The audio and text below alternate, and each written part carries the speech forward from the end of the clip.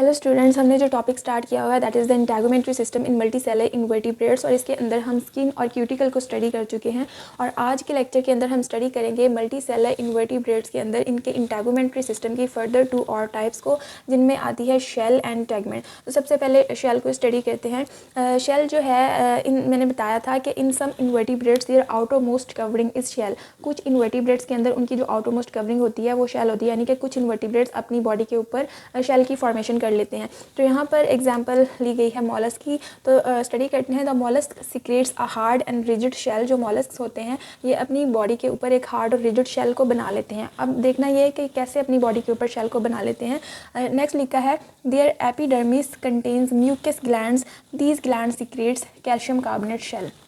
Mollusc जो होते हैं इनके अंदर इनकी जो एपिडर्मिस होती है उसके अंदर कुछ म्यूकस ग्लैंड्स प्रेजेंट होते हैं, ठीक है। These glands secrets calcium carbonate cells. अब ये जो म्यूकस ग्लैंड्स होते हैं इनके अंदर कैल्शियम कार्बोनेट प्रेजेंट होता है। ये कैल्शियम कार्बोनेट की सिक्रेशन करके जो मॉलस्क हैं उनकी बॉडी के ऊपर एक हार्ड और रिजिड शेल बना देते हैं। तो इस तरह जो मॉलस्क होते हैं वो अपने बॉडी के ऊपर शेल की फॉर्मेशन कर लेते हैं। तो ये था शेल। नेक्स्ट हमारे पास है टैगमेंट। अब टैगमेंट जो है ये किन ऑर्गेनिजम्स के अंदर प्रेजेंट होती है इसको स्टडी कर लेते हैं।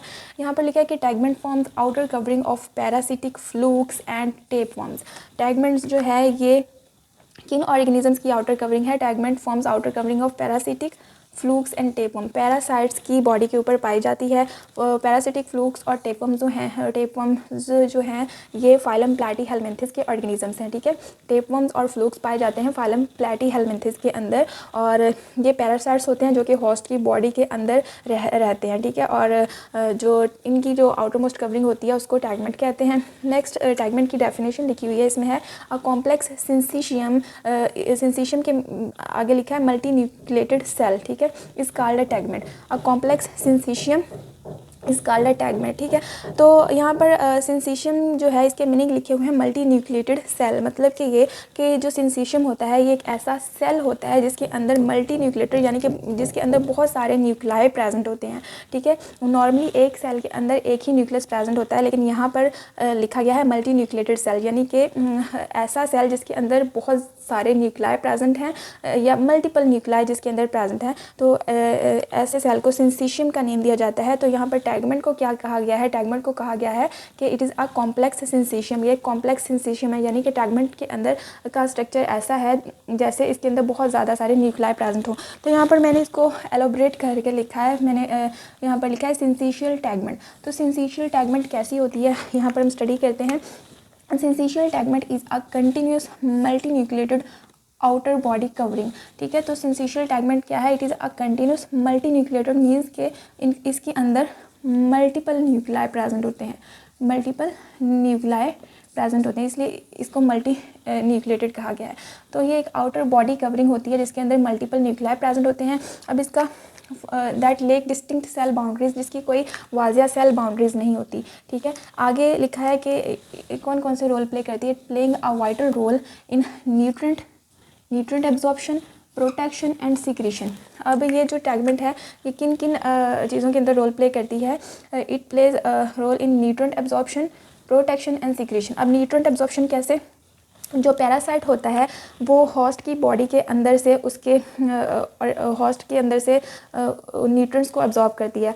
होस्ट के अंदर जो उसकी ब्लड वेसल्स होती हैं उनके अंदर से न्यूट्रिएंट्स को एब्जॉर्ब कर लेती है। तो पैरासाइट न्यूट्रिएंट्स को एब्जॉर्ब करते हैं टैगमेंट के ज़रिए से।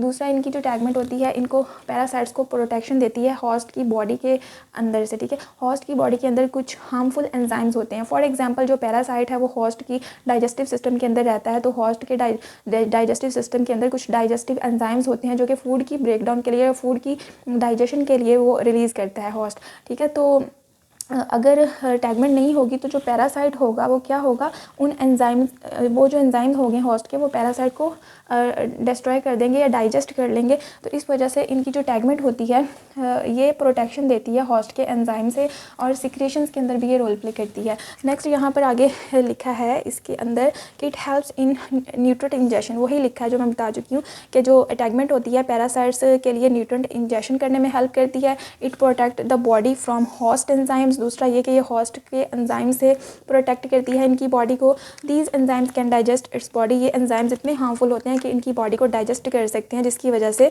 ये टैगमेंट जो है प्रेजेंट होती है, जो कि इनको प्रोटेक्शन देती है। तो यही लिखा है टैगमेंट के अंदर। नेक्स्ट हमारे पास है कुछ integument in different groups of invertebrates animals. ठीक है, इन्वर्टिब्रेट्स एनिमल्स के कुछ डिफरेंट ग्रुप्स हैं जिनके अंदर उनकी इंटैगमेंट को हमने स्टडी करना है। तो सबसे पहले है हमारे पास नीमाटोड्स एंड एनिलिड्स। तो सबसे पहले हम स्टडी करेंगे कि जो नीमाटोड्स और एनिलिड्स होते हैं इनके अंदर इंटैगमेंट जो है वो कैसी होती है। तो यहाँ पर स्टडी करते हैं। Their epidermis is one cell thick, इनकी एपिडर्मिस जो है 1 सेल थिक होती है। It secrets a multi layered cuticle. ठीक है, तो जो नीमाटोड्स और एनिलिड्स होते हैं इनकी आउटरमोस्ट कवरिंग क्या है, इनकी आउटरमोस्ट कवरिंग जो है क्यूटिकल है। ठीक है, मल्टी लेयर्ड क्यूटिकल बनती है इनकी बॉडी के ऊपर, जो कि इनकी आउटरमोस्ट कवरिंग बनाती है। अब यहाँ पर एक बात लिखी है कि their epidermis is 1 cell thick, इनकी जो एपिडर्मिस है वो 1 सेल थिक होती है। 1 सेल थिक का मतलब ये होता है कि इनकी एपिडर्मिस जो है इनके अंदर सिंगल लेयर ऑफ सेल बनता है, single layer of cells, single layer of epithelial cells बनते हैं। यहाँ पर मैं बताती हूँ कि जो इन्वर्टिब्रेट्स होते हैं, इन्वर्टिब्रेट्स के अंदर जो इनकी एपिडर्मिस होती है, इन्वर्टिब्रेट्स के अंदर जो एपिडर्मिस होती है, एपिडर्मिस के अंदर प्रेजेंट होते हैं epithelial cells. We know that के एपिडर्मिस के अंदर क्या होते हैं, एपिथेलियल सेल्स प्रेजेंट होते हैं। ठीक है, अब ये जो एपिथेलियल सेल्स हैं ये इन्वर्टिब्रेट्स की बॉडी के अंदर क्या करते हैं, ये epithelial cells single layer of cells बना लेते हैं। इन्वर्टिब्रेट्स की बॉडी के अंदर ये बनाते हैं single layer of epithelial sales. तो ये जो single layer of epithelial sales बनती है इन एपिडर्मिस के अंदर, इसको कहते हैं 1 सेल थिक। ठीक है, मतलब कि इनकी एपिडर्मिस क्या है, 1 सेल थिक है। तो ये जो single layer of epithelial sales होती है इसके अंदर जो सेल्स होते हैं वो डिफरेंट टाइप्स के हो सकते हैं।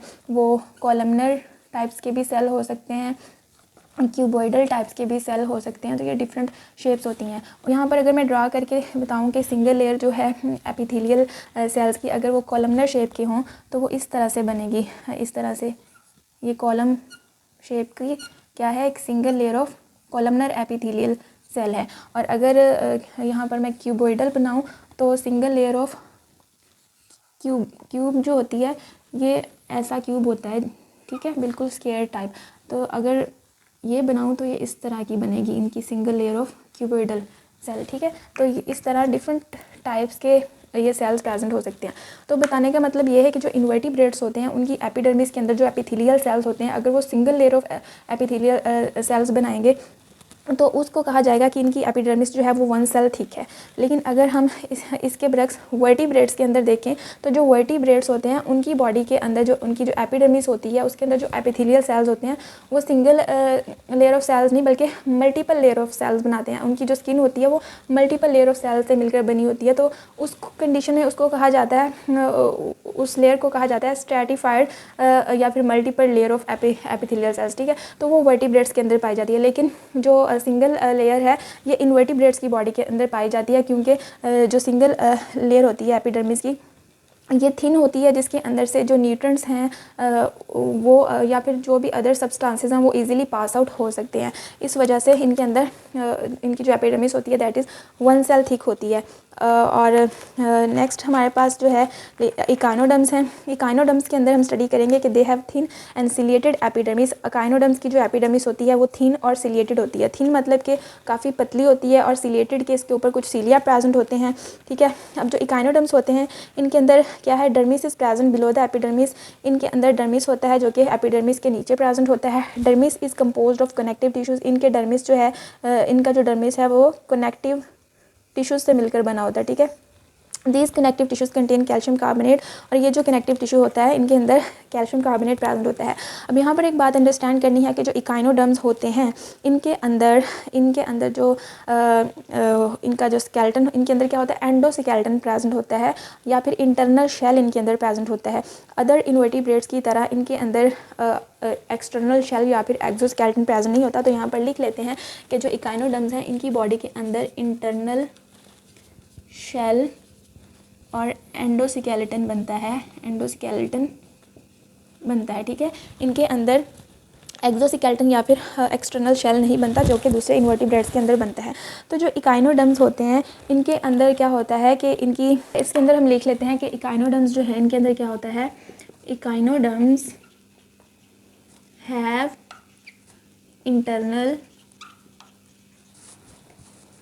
इंटरनल शेल और एंडोस्केलेटन, इसको एंडोस्केलेटन भी कह सकते हैं, endoskeleton composed of calcium carbonate plates and spines, ठीक है।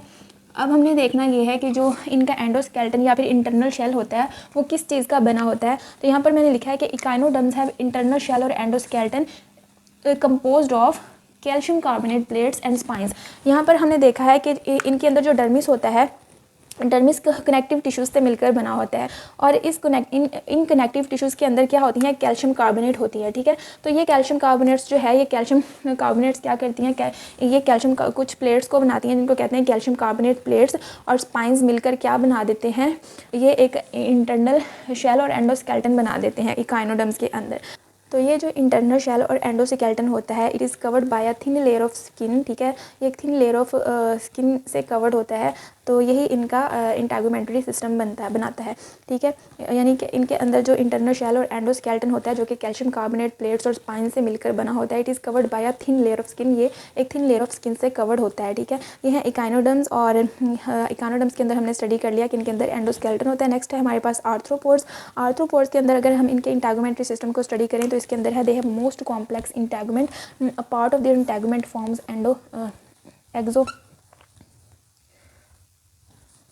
यहाँ पर लिखा हुआ है एक्सोस्केलेटन,